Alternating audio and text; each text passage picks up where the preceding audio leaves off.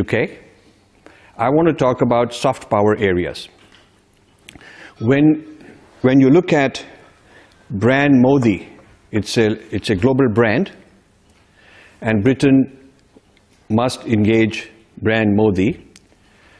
It's important to ask who voted Modi into power. That's the question. It's a groundswell. It's not some fringe group.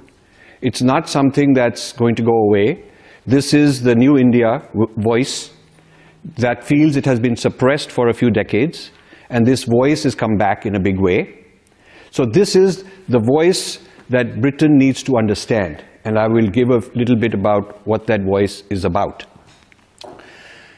Because, as I will explain, Britain has its alignments in the public square and in academics and so on, often with the very same intellectual people from India that have now been booted out.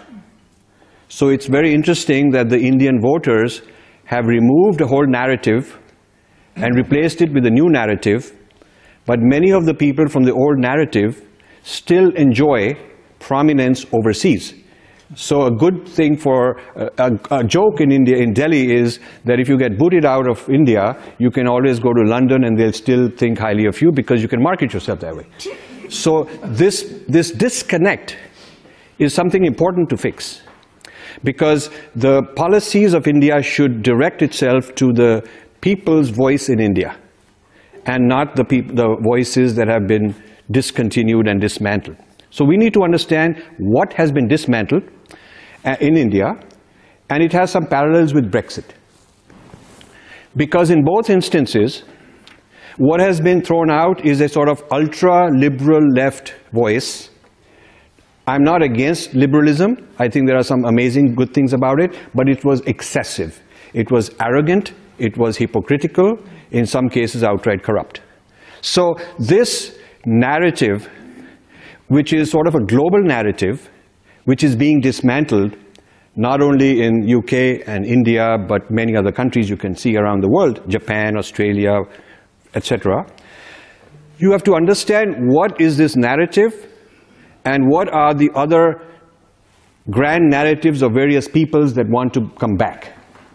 So like Brexit is a voice in Britain that wants to have its old grand narrative revived and heard, because the new narrative was not being fair to it, maybe too much oppression and too much dismantling of the pride of heritage. In the same way, that exact sort of thing is what brought Modi into power. Because after India's independence, what India got was political autonomy.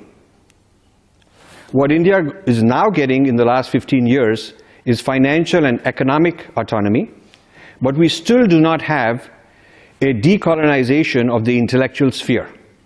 We still have books written in the past which are very denigrating to the culture and heritage and history of the Indian people, and this is an Indian problem.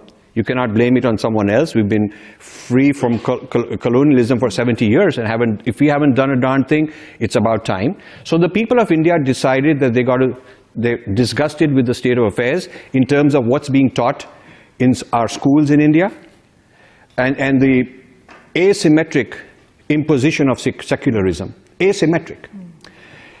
It might be a surprise to some people that Hindu temples in India are controlled and operated and administered by the government, though we are supposedly a secular country. And this administration of religious worship is not happening for any other religion but Hinduism. So that's not secularism. That's sort of like pandering to the minorities. Now, I believe that the minorities need help and the minorities need to be championed, and everybody's narrative is very good and we should respect it. But respecting one should not be at the cost of disrespecting the other. It should not be that we got to knock down the 80% minority in order to impress the vote bank of the 20%, the 80% majority, in order to get the vote bank and the hearts of the 20% minority. And it's these games which are dishonest, which led to the dismantling of this